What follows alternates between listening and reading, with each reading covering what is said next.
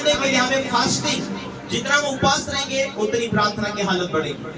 आत्मिक जीवन की जो भूख होगी वो वचनों से तृप्त होगी, वचन याद रहेगा और आत्मिक भूख से भरे हुए हैं तो तुम प्रार्थना करोगे।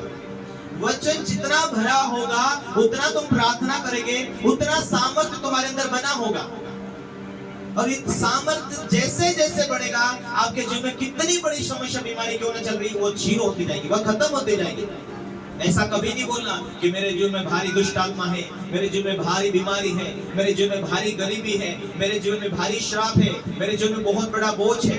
जैसे अभिषेक में बढ़ो, जैसे जैसे सामर्थ्य से भरते जाएंगे, वैसे वैसे आप आजाद होते चले जाएंगे।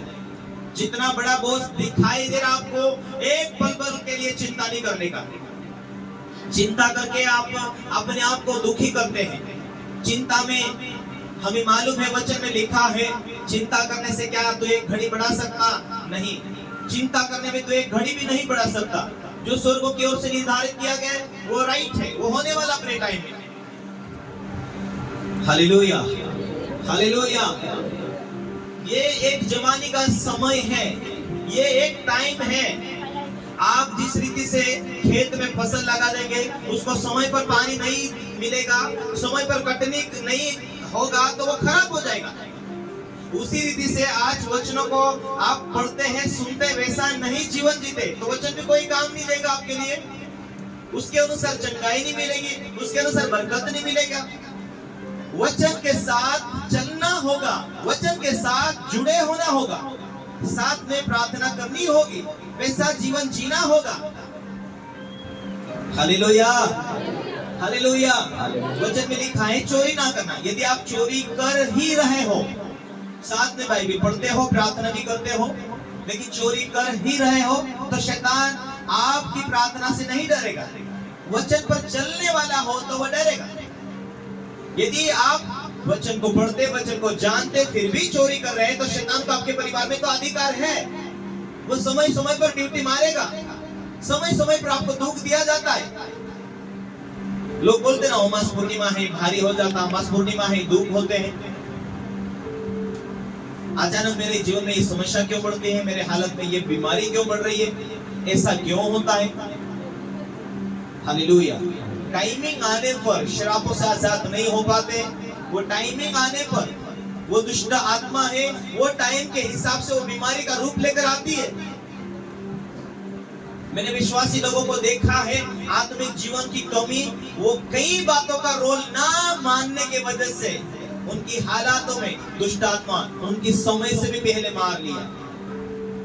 जितना पाप का स्वभाव है वो शैतान को अधिकार देता है, और शैतान को जो पाप के कारण अधिकार मिलता है वो मिट्टी चाटने वाला है, और मनुष्य मिट्टी से बना हुआ है। उस मिट्टी को चाटने के लिए आपके पीछे पड़ा रहता है।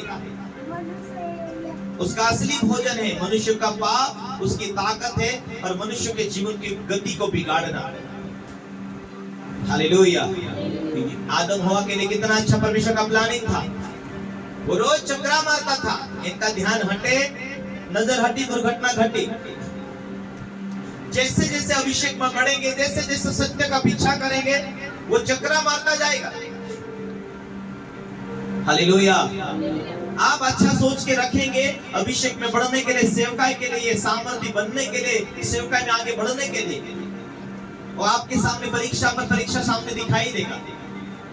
और जैसे आप कहीं परीक्षा में चले जाते हैं, डूब जाते हैं, तो आपकी बुलाहट में इतना बड़ा दरार हो जाएगा, इतनी बड़े आपके जीवन में जो गति है वो बिगड़ जाएगी, आप संभाल नहीं पाएंगे। ये बीमारी क्यों आई, ये लाचारी क्यों आई, ये बातें जीवन में दिखेगी। वापस चिंता में, टेंशन में, लड़ाई में, बुराई में जब मनुष्य जीवन व्यतीत करता है, तब तो उसके जीवन में वही दुष्ट आत्मा निकली है, वो साथ लेकर आती है। एक व्यक्ति के लिए अच्छा भविष्यवाणी हुआ, एक बहन के लिए अच्छा भविष्यवाणी हुआ। थोड़े दिन उन्होंने जीवन बिताया, थोड़े दिन के बाद में उनका जीवन वही पुरानी चाल चलन में गया। हम बहुत सारे लोगों ने प्रार्थना किया, हम लोगों ने प्रार्थना किया, छोटे छोटे बच्चे थे हमारे सामने, वो चली गई, परंतु ना दवाखाना बचा पाया, क्योंकि अंदर से डर बैठ गया उसके जीवन में। ना प्रार्थना काम आई, क्योंकि यदि मनुष्य कितना भी उसके लिए प्रार्थना करे, लेकिन वो अंदर से डरा हुआ है, क्या अभिषेक काम में आ सकता है? आ सकता है, लेकिन वचन कहता तेरा विश्वास जैसा है वैसा होगा। मनुष्य अंदर से टूट जाता है, अंदर से विश्वास खत्म हो जाता है कई बार। हालेलुया। तो परमेश्वर दिखा देता है कि आगे क्या होने वाला है।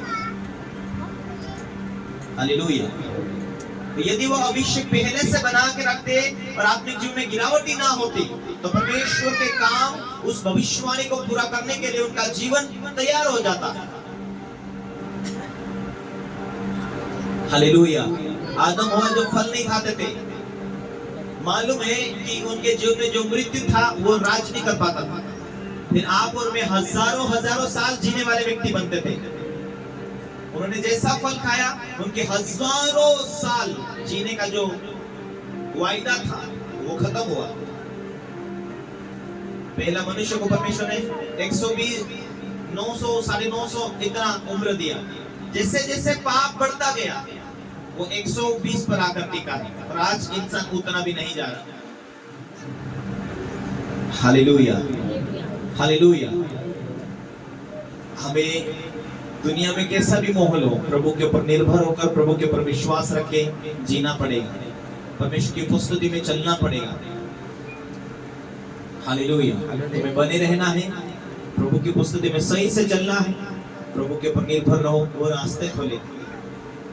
पारिवारिक जीवन में प्रेम से रहो, कलीसिया में एकताई के साथ बने रहो, बुराई से घृणा करो, प्रेम भलाई में लगे रहो, मेहमानी देने में तुम लगे रहो। वचन ऐसा कहता है।